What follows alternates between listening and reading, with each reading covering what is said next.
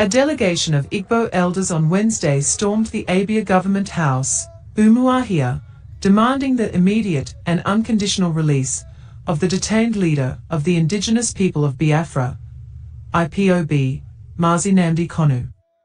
The elders, drawn from across the southeast, converged at the main entrance of the government house, where they delivered their message to Governor Alex Otti. Speaking on their behalf, Chief Chukwuemeka Ezebwiro said Kanu's prolonged detention was no longer tolerable, citing concerns about his deteriorating health and the rising insecurity in the region. Adds by. He urged Otti to rally his fellow Southeast governors to lead a delegation to President Bola Ahmed Tinubu to press for Kanu's release, arguing that only a united political front could influence the presidency. Kanu's continued detention is of no advantage to the federal government. Political solution remains the only way out, the elders said. Another elder, Chief Chinedu Obola, stressed that if the government could dialogue with bandits, it would be more beneficial to seek a political resolution in Kanu's case. Responding, Governor Otti, represented by the Secretary to the State Government, Professor Kenneth Kalu, and Chief of Staff, Caleb Ajagba, commended the elders for their peaceful approach and assured them that their grievances would be conveyed to the appropriate authorities. Diaspora group raises alarm. Meanwhile, Ikenga think tank, North America, an Igbo diaspora group, has decried the worsening insecurity and what it described as genocidal killings in the southeast.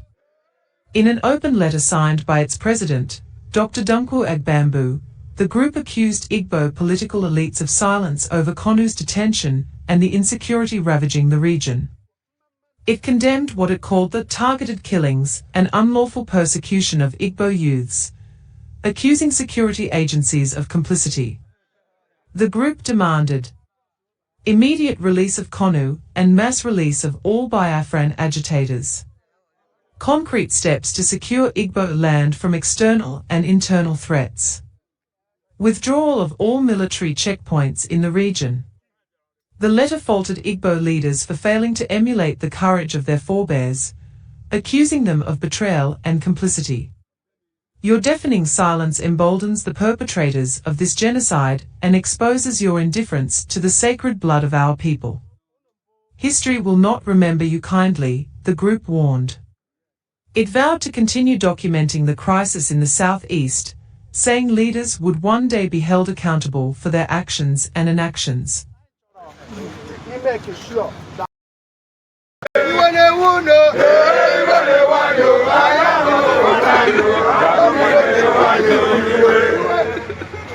I think I can speak for you now. I'm part of you, is it not?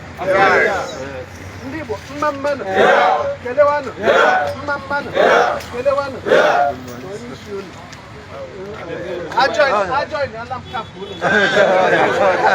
before my cross over because we understand the same thing. I didn't go too much.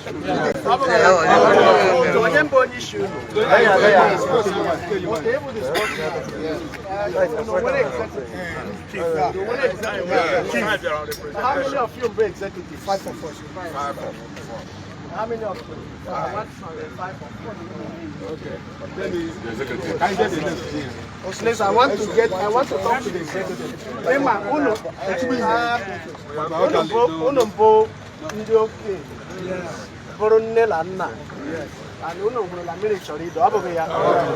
And being a responsible government, and I am not here, because I make sure that, like His Excellency has said, every Abia is properly taken care of. And if no beloved unity, no problem. So let us have I have here the Secretary to the State Government.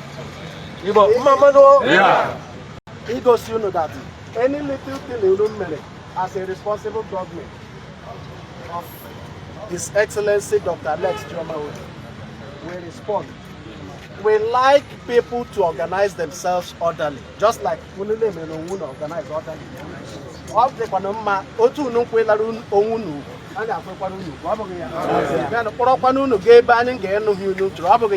Instead of meeting here that moon, So what for trying your leaders, let us just go and have a meeting with them. Hold on.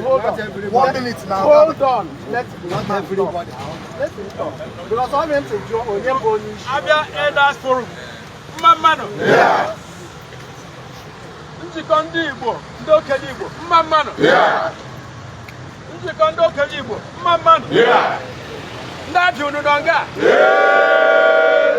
Enugu unu nọ ya? Anambra unu nọ ya? Imo unu nọ ya? Ebonyi unu nọ ya?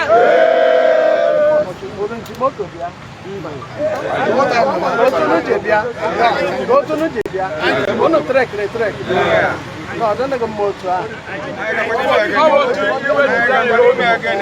No, okay, Hulula Abia here now. Okay, the room ma Milina Moon and all the rest of them. I don't know why you put like I'm going to